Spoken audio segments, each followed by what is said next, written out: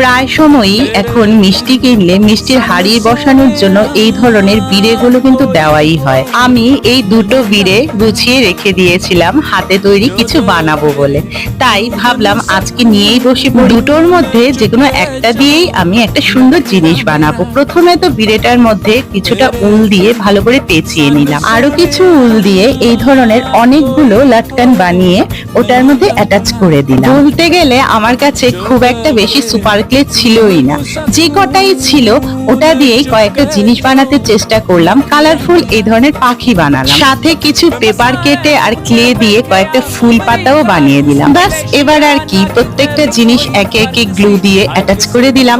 এই যে কথা বলতে বলতে আমার ছোট্ট ওয়াল হ্যাঙ্গিংটা কিন্তু পুরোপুরি রেডি হয়ে গেছে। তোমরাই জানিও কিন্তু কেমন হয়েছে। আর আমি তো আমার বারান্দার মধ্যে এই জিনিসটাকে সুন্দর করে ঝুলিয়ে সাজিয়ে রাখলাম।